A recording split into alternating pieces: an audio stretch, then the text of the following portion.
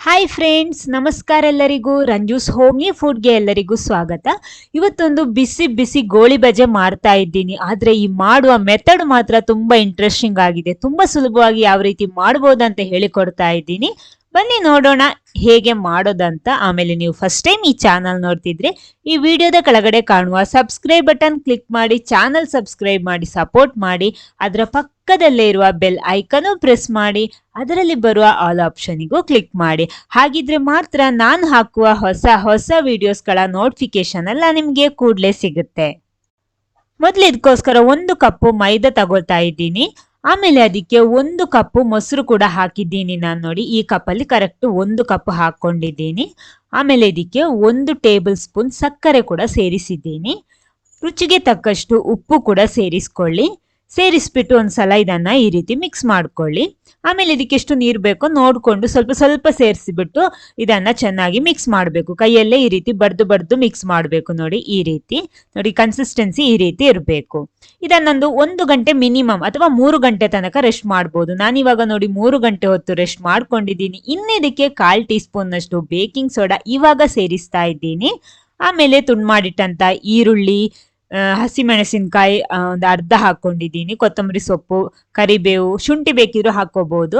ಎಲ್ಲ ಹಾಕ್ಬಿಟ್ಟು ಒಂದ್ಸಲ ಮಿಕ್ಸ್ ಮಾಡ್ಕೊಳ್ಳಿ. ಪುನಃ ಇದನ್ನ ಮಿಕ್ಸ್ ಮಾಡ್ಕೊಳ್ಳಿ.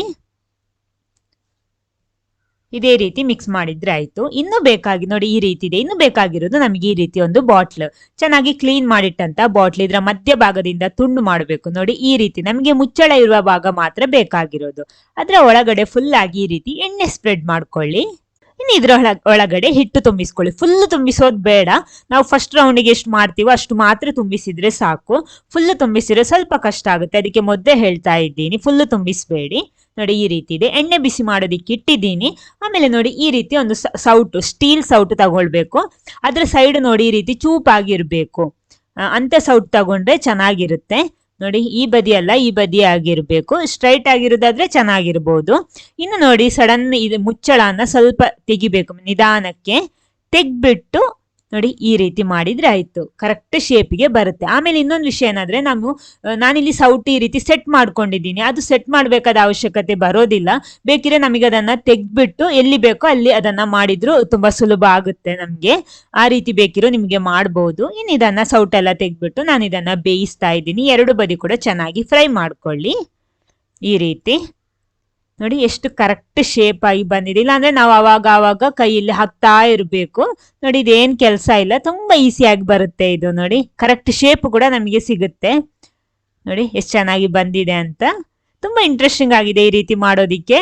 ನಿಮಗೂ ಕೂಡ ಇದ ಟ್ರೈ ಮಾಡ್ಬೋದು. ನೋಡಿ ಈ ರೀತಿ ಮಾಡಿದ್ರೆ ಆಯ್ತು. ಸೌಟ್ ಮಾತ್ರ ಒಂದು ನಾನು ಹೇಳ್ತೀನಿ, ಸೌಟು ಅಲ್ಲೇ ಸೆಟ್ ಮಾಡ್ಬೇಕಾದ ಅವಶ್ಯಕತೆ ಇಲ್ಲ. ಅಂದ್ರೆ ಇನ್ನೊಂದೇನಂದ್ರೆ, ನಾವು ಇದಕ್ಕಿಂತಲೂ ಅಗಲ ಇರುವ ಪಾತ್ರ ತಗೊಂಡ್ರೆ ಇನ್ನೂ ಸುಲಭ ಆಗುತ್ತೆ. ಅಂದ್ರೆ ಇವಾಗ ನಾವು ತುಂಬಾ ಗೋಳಿ ಬಜೆ ಎಲ್ಲ ಮಾಡ್ತಿದ್ರೆ ಈ ರೀತಿ ಸೌಟನ್ನ ಕೈಯಲ್ಲಿ ಇಟ್ಕೊಂಡು ನಿಮ್ಗೆ ಎಲ್ಲಿ ಬೇಕೋ ಅಲ್ಲಿ ಕಟ್ ಮಾಡಿ ಹಾಕೋಬಹುದು. ಅಗಲ ಇರುವ ಪಾತ್ರೆಯಲ್ಲಿ ಫ್ರೈ ಮಾಡ್ತಿದ್ರೆ ಅವಾಗ ಇದಕ್ಕಿಂತಲೂ ಸುಲಭ ಆಗ್ಬೋದು ಅಂತ ಅನ್ಸುತ್ತೆ ನಮಗೆ. ನೋಡಿ ಎಲ್ಲ ಫ್ರೈ ಆಗಿ ಬಿಸಿ ಬಿಸಿ ಗೋಳಿ ಬಜೆ ಇಲ್ಲಿ ರೆಡಿ ಆಗಿದೆ. ನೋಡಿ ಎಲ್ಲ ಕೂಡ ಒಂದೇ ಶೇಪ್ ಅಲ್ಲಿ ನಮಗೆ ಸಿಗುತ್ತೆ. ನೋಡಿ ಈ ಶೇಪ್ ಅಲ್ಲಿ ಇದೆ. ಇದರ ಜೊತೆ ತೆಂಗಿನಕಾಯಿ ಚಟ್ನಿ ಕೂಡ ಇದ್ರೆ ಸೂಪರ್ ಆಗುತ್ತೆ. ನೋಡಿ ಒಳಗಡೆ ಎಷ್ಟೊಂದು ಸಾಫ್ಟ್ ಆಗಿದೆ ಅಂತ. ಈ ವಿಡಿಯೋ ನಿಮ್ಗೆ ಇಷ್ಟ ಆದ್ರೆ ಖಂಡಿತ ಲೈಕ್ ಮಾಡಿ, ಎಲ್ಲರ ಜೊತೆ ಶೇರ್ ಮಾಡಿ. Okay, thank you.